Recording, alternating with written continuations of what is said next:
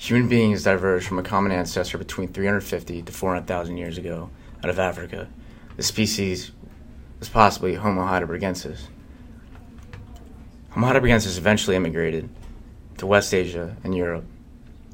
The African branch is thought to have evolved into modern humans, while the European branch evolved into Neanderthals. This branch occurred approximately 200,000 to 300,000 years ago. It's interesting to look at the Neanderthals, species of Neanderthals, for various reasons. First, we can ask questions like, why didn't they go on to populate the entire Earth? Why did they become extinct when having been so successful through various ice ages and dramatic climate changes? They're not too different from modern human beings. Here we see a skull of a Neanderthal, anatomically correct Neanderthal, skull casings of homoids, 6 being the modern human being, 4 the Neanderthal, and 1 a modern-day gorilla. Here we see a comparison of modern-day human beings with the Neanderthal. Neanderthals have much more protruded foreheads and brow ridges, as well as jaw lines. Why, though, did this species go extinct? Perhaps the answer lies. Perhaps the answer lies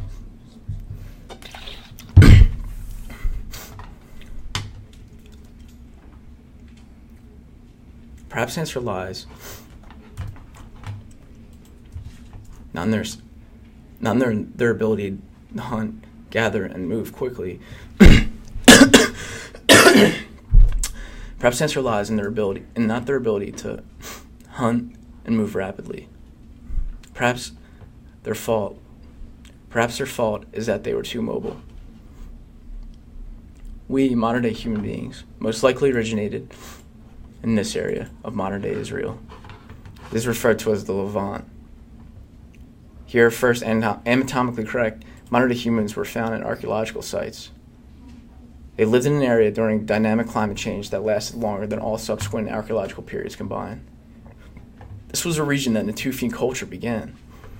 It was an Epipaleolithic culture that existed from 13,000 to 9,800 BC in the Levant. It was a culture that was sedentary before the introduction of agriculture.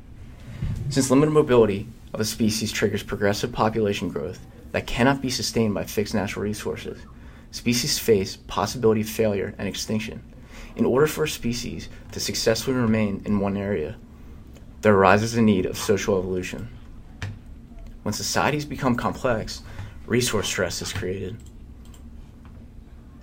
Resource stress does not necessarily create complexity. Here may be the difference between the Neanderthal and the Natufian. Sedentary people are forced into sharing territories or living quarters. Thus, complexity is created, leading to resource stress. Late Neanderthals exhibited patterns of sedentary behavior. Perhaps this is one of the problems. Social evolution in Natufians is more closely related to the degree of efficiency of a subsistence strategy. Natufian culture may have developed a number of simultaneous yet different answers to a problem of daily existence. The Natufian culture is seen as a bridge between hunter-gathering behavior and behavioring of modern-day human beings. Continually, the need gradually also arises for a mechanism that would create a sense of group identity and group loyalty when groups begin to work together, living in one geographic region. Most notably seen in the culture found in this area is a unique artistic ability that probably expressed group identity. The first site we can look at is a cave in the Mount Carmel region of modern-day Israel. There's a limestone cave, and here,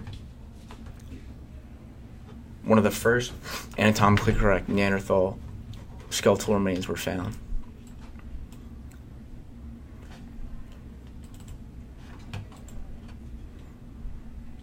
What's interesting about the remains is that you can see in a much more illustrated, better version of the actual photograph is a ornate necklace decorated with marine seashells. Also, not seen in this picture, is a hyoid bone that was very that was very large, not unique to Neanderthal species. This bone is very interesting to look at. The hyoid bone, referred to as the lingual bone, is a horse-shaped bone situated in the anterior midline of the neck, between the chin and the thyroid cartilage. At rest, it lies at the level of the base of the mandible in the front and the third cervical vertebrae behind. Unlike other bones, the hyoid bone is distantly articulated to other bones by muscles and ligaments. The hyoid bone is anchored by muscles from the anterior, posterior, and inferior directions, and aids in tongue movement and swallowing. So, it is to say that the Neanderthal found at this site had a hyoid bone much similar to modern human beings. Thus, you could speculate that this Neanderthal species found here had almost full lingual ability of us, modern human beings, today.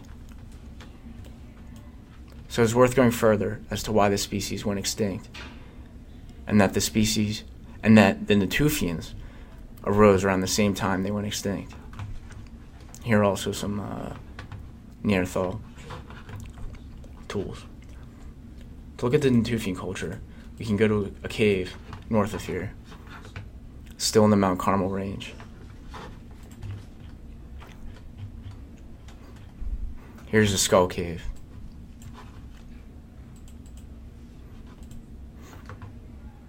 The remains of 7 adult and 3 Natufian children were found at this site.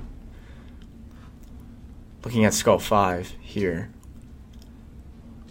is a part to be of also skull 1 and 2 deliberate burials, noting that the Natufians had burial practices much unique and complex for species at the time. Here seen the remains of the Natufian, hard to make out, but buried with a boar mandible on its chest. Perhaps this man was a hunter, or maybe this has some religious significance. Also found at this site were remnants of sickle blades. Here, hard to make out, is a Natufian sickle blade. Here's what it probably would have looked like. Perhaps agricultural practices began here. Looking at the other cave, most notable to the Natufian culture is the Quafsa cave. It lies to the west, and here you can see an artist's rendition of possibly what the Natufians looked like. Between the findings at both Esco and Quafsa, there's ample evidence of remains that exhibit a mix of both archaic and new modern traits. They possess brain casings similar to modern humans, but they still possess brow ridges and projecting facial features similar to that of the Neanderthal. So maybe we should look deeper at what. We can do this by looking at a site to the north, in what was once a lake bed, and which was once a very fertile valley, still fertile. It once supported a large forest, specifically many papyrus trees.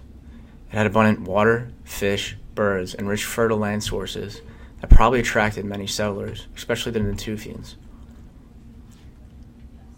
First remnant settlers were at Mahala, dating from 9,000 to 10,000 years ago.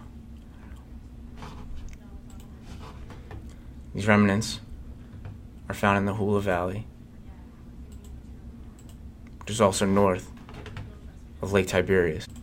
The site, though, relating to this project is here, in Mahala. Here's the modern day, what's left of the lake. Still a very swampy area.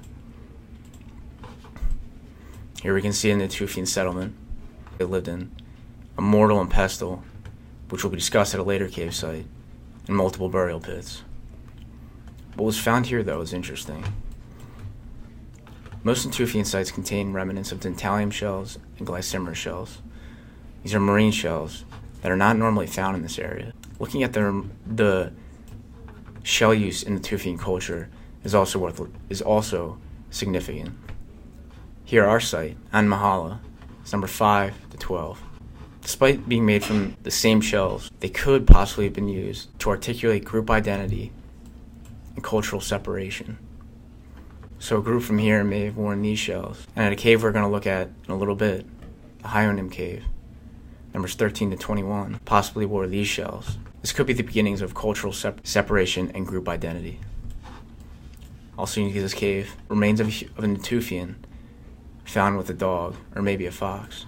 This could indicate first instances of a domesticated dog. Looking at these shells though, yes, all Natufians had different shells, but these shells, especially Glycymeris, are not found anywhere in this area. Uniquely,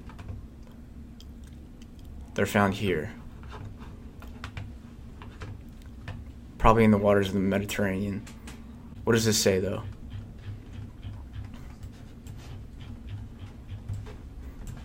Being that these shells were also found in Squal and Quafsa, and sites we'll look at in a little bit, it could say that there was a form of trade and exchange going on between the Natufian cultures. The next site worth looking at is not too far to the east. This further shows evidence of distinct cultural behavior of the Natufians.